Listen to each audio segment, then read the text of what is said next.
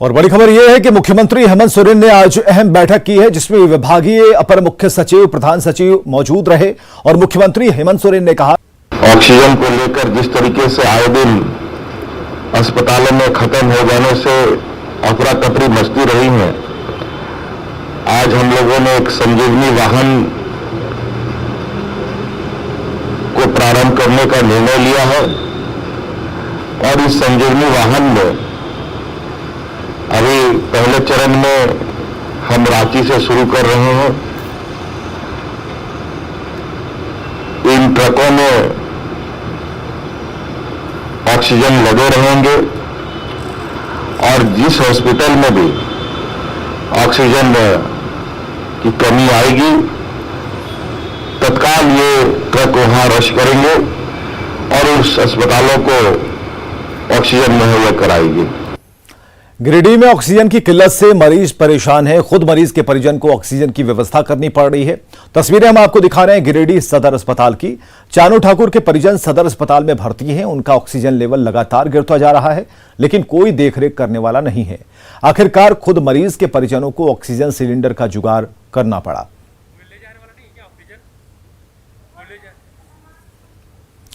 धनबाद में रेलवे मंडल अस्पताल और सदर अस्पताल में आग से सुरक्षा को लेकर मॉक ड्रिल किया गया। इस दौरान फायर ब्रिगेड के अधिकारियों ने dedicated Covid health care centre पर कार्यरत स्वास्थ्य कर्मियों को प्रशिक्षण दिया, ताकि आग लगने की स्थिति में तुरंत उस पर काबू पाया जा सके।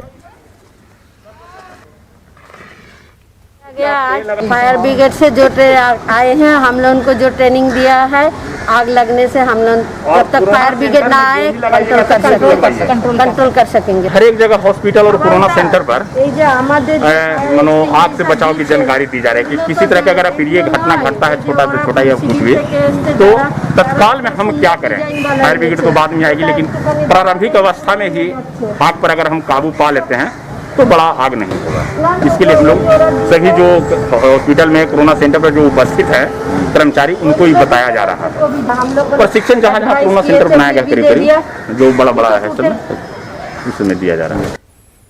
और पाकुड़ के हिरणपुर बाजार में छापेमारी की गई है। एसडीओ के साथ जिला खाद्य सुरक्षा पदाधिकारी भी मौजूद रहे। छापेमारी के दौरान प्रतिबंधित गुटखा और पान मसाला बरामद किया गया। वहीं 15 से ज्यादा दुकान को सील किया गया है। हिरणपुर बाजार चक्कर में आया है और इसमें काफ़ी अनियमितताएं मिली हैं। जो भी मास्क नहीं पहने हैं उसका उल्लंघन कर रहे हैं, सब दुकानों को सील किया गया है। साथ ही दुकान में कुछ जो प्रतिबंधित पदार्थ है वो भी मिले हैं, खासकर पान मसाला, गुटखा है। ये सब अन्य ऐसे पदार्थ हैं जो कि भारत सरकार द्वारा, राज्य सरकार द्वारा भी बैन किया गया। इसको कितने दुकानें सील हुई सर? करीब करीब 15 से 16 दुकान सील है। सोमवार को दूंदीबाग बाजार में पुलिस दल पर हुए हमले और पथराव के बाद पुलिस एक्शन में है। पुलिस ने दूंदीबाग बाजार में फ्लैग मार्च किया है। कारोबारियों ने आपात बैठक बुलाई और चेतावनी दी कि अगर 2 दिनों के भीतर मामले की निष्पक्ष जांच करते हुए दोषियों पर कार्रवाई नहीं की गई तो बाजार को अनिश्चितकाल के लिए बंद कर दिया जाएगा।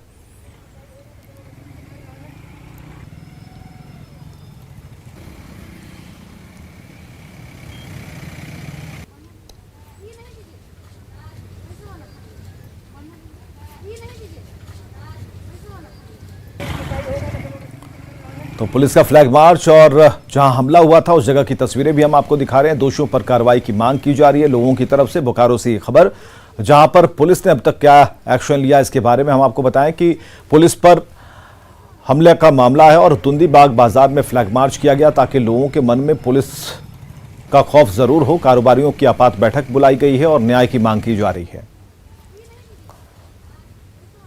प्रशासन पर हाथ उठाना कानूनन अपराध है और आपके माध्यम से मैं बताना चाहता हूं कि जिला के कप्तान पर मुझे काफ़ी भरोसा है, वो न्याय करेंगे। पुलिस पदाधिकारी पर जो पथराव हुआ था इसी बात को लेकर के, और उस पर हम लोग नामजद और कुछ अज्ञात लोगों के विरुद्ध एफआईआर किया है। हम लोग कोशिश कर रहे हैं कि लोग समझ जाएं इस बात को। अभी भी कितने लोगों पर एफआईआर हुआ था? 10 नामजद लोगों पर और 10 से 11 अज्ञात लोगों पर एफआईआर की। देवघर में लॉकडाउन का माहौल उड़ाया जा रहा है। आजाद चौक और टावर चौक गली में नियमों का धड़ल्ले से उल्लंघन किया जा रहा है। यहां फल विक्रेता प्रशासन की ओर से दिए गए दिशा निर्देश की अनदेखी कर रहे हैं। बाजार में भीड़ लगने के कारण संक्रमण से बचाव के लिए प्रशासन ने सब्जी और फलों की दुकानों को शिवलोक परिसर और आर मित्रा +2 स्कूल मैदान में शिफ्ट कर दिया। बावजूद लोग नहीं मान रहे। ये गलत कर रहा है। ये लोग को कहने के बाद भी, मना करने के बाद भी कहता है वहाँ नहीं बिक रहा है। आप वहाँ लगाओगे तो ना बिकेगा। आप यहाँ लगाते हैं इसलिए कस्टमर आता है। आप यहाँ नहीं लगाओ, वहाँ लगाओ तो बिकेगा। हर हालत में निगम और प्रशासन के तरफ से, समिति के तरफ से सबसे हुआ है कि भाई आप 2 जगह दिया गया है। बहुत बड़ा जगह है, are Mitra school, Shivlok. Palamu के हरिहरगंज में सरिया लदा ट्रक घर में घुस गया। हादसे में 4 लोगों की मौत हुई है। तेज रफ्तार ट्रक ने पहले बाइक सवार को टक्कर मारी, फिर अनियंत्रित होकर घर में जा घुसा। ट्रक के खलासी और ड्राइवर की मौके पर मौत हो गई। वहीं 2 बाइक सवारों ने भी दम तोड़ दिया। आसपास साइकिल से गुजर रहे लोगों को भी चोट आई है।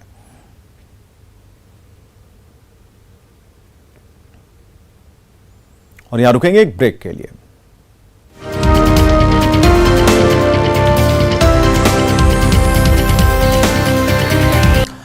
अक्सर अपने बयानों से सुर्खियों में रहने वाले जामताड़ा के कांग्रेस विधायक इरफान अंसारी ने एक बार फिर दर्द भरी शायरी के जरिए निशाना साधा है। इरफान अंसारी ने इस बार नवनिर्वाचित मधुपुर से विधायक हफीजुल अंसारी पर निशाना साधा है।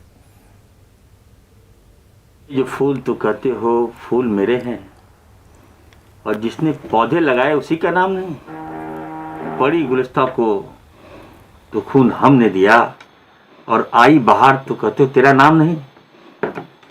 मैं कहना चाहता हूँ अपने छोटे भाई हफीजुल हसन को, मैं बधाई के साथ मैं कहना चाहता हूँ कि अभी शुरुआत है, लंबी पारी आपको खेलना है। और मधुपुर में मैं भी वहीं से आता हूँ, आप भी वहीं से आते हैं। आपकी जीत के बाद आपने जो बयान दिया, मैं उससे थोड़ा सा आश्चर्यचकित हूँ। और मैं कहना चाहता हूँ, रांची के छोटे से गांव की लाडली बिटिया सीमा अमेरिका की प्रतिष्ठित हार्वर्ड यूनिवर्सिटी में पढ़ने का सपना साकार करेगी, लेकिन गांव की गली से 7 समंदर पार पहुंचना आसान नहीं था।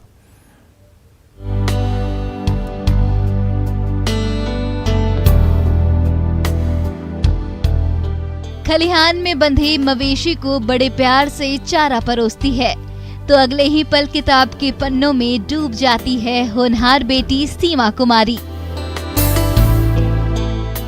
आंखों में चमक और आत्मविश्वास से लवरेज, ये बिटिया जल्द ही 7 समंदर पार जाएगी और हार्वर्ड यूनिवर्सिटी में पढ़ने का अपना सपना साकार करेगी। लेकिन उस सपने तक पहुंचना आसान नहीं था। गांव के सरकारी स्कूल में पढ़ते हुए सीमा ने किसी टीचर से हार्वर्ड के बारे में सुना, फिर तय किया कि हर हाल में वहीं पढ़ना है।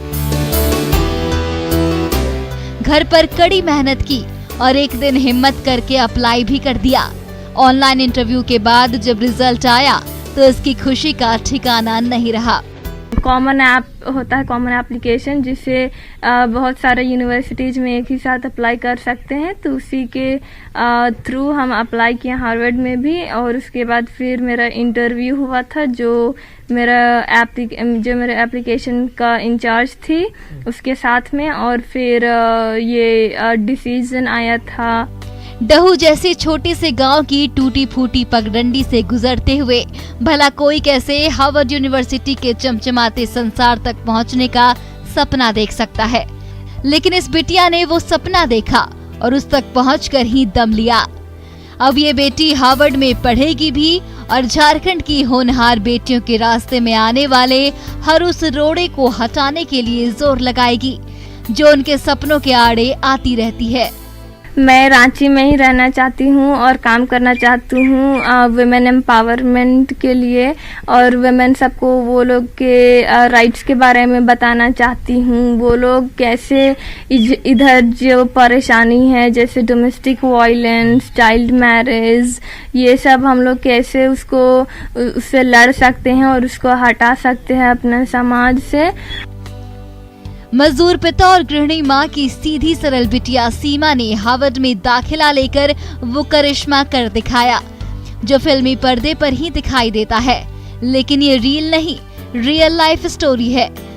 जो हर बेटी को सपने देखने और उस तक पहुंचने की प्रेरणा दे रही है। अविनाश कुमार, न्यूज़ 18 रांची। राजधानी रांची में झमाझम बारिश के साथ मौसम ने करवट ली है। शाम के वक्त रांची के अधिकांश हिस्सों में झमाझम बारिश हुई और स्वास्थ्य सुरक्षा सप्ताह और बारिश की वजह से सड़कों पर सन्नाटा जरूर था, लेकिन लोगों ने राहत की सांस ली है। झारखंड में झमाझम बारिश के बाद मौसम ने करवट ली है। इस वक्त आप देख सकते हैं कि किस तरह से राजधानी रांची में लगातार झमाझम बारिश हो रही है। एक तरफ कोरोना के बढ़ते संक्रमण के बाद स्वास्थ्य सुरक्षा सप्ताह का दूसरा चरण है और इस दूसरे चरण में 3 बजे के बाद सड़कों पर सन्नाटा, बाजारों में दुकानें बंद, दुकानों के शटर डाउन, ये तस्वीरें हैं। और इन्हीं तस्वीरों के बीच जब बारिश हो रही है तो पूरी तरह से रांची का यह अल्बर्ट एक्का चौक का ये जो इलाका है, जो मेन रोड इलाका कहलाता है, पूरी तरह से सन्नाटा पसरा हुआ है। बारिश हो रही है और पिछले 2 दिनों से अगर हम बात करें तो लगातार मौसम में उतार चढ़ाव देखने को मिल रहा था और ये उम्मीद की जा रही थी कि बारिश होगी और अब राजधानी रांची में बारिश शुरू हो गई है। जो उमस भरी जो गर्मी थी उससे लोगों को थोड़ी अब राहत मिलेगी। राहत इस रूप में भी कि जिस तरह से गर्मी तेज हो रही थी, सूरज की गर्मी से लोग परेशान हो रहे थे, कोरोना का संक्रमण भी लोगों को परेशान कर रहा था।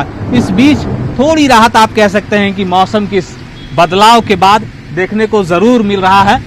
इस वक्त आप देख सकते हैं कि जो वाहन हैं, जो गाड़ियां हैं, बहुत कम, ना के बराबर कहें, जो ऑफिस टाइम जिनका ओवर हो चुका है, वो तमाम लोग अब अपने घर वापस लौट रहे हैं और ये उम्मीद की जा रही है इसी तरह मौसम का जो मिजाज बदला है, संभवतः आने वाले समय में कोरोना को मात देने को लेकर जो लड़ाई लड़ी जा रही है, इस लड़ाई में भी झारखंड जरूर जीतेगा। सरकार की तरफ से लगातार कोशिश चल रही है, लेकिन जो कोरोना का संक्रमण है, जो उसके आंकड़े हैं, वो कभी ऊपर कभी नीचे, लेकिन अभी तक कोरोना के संक्रमण से पूरी तरह से निजात नहीं मिल पाई है और ना ही अगले कुछ दिनों तक इसकी कोई संभावना जताई जा रही है। खासकर जब मौसम ने मिजाज बदला है तब लोगों के स्वास्थ्य पर इसका असर भी पड़ेगा। कैमरा पर्सन अमित के साथ अविनाश कुमार, न्यूज़ 18 रांची। और खबरें लगातार जारी हैं, आप बने रहें हमारे साथ।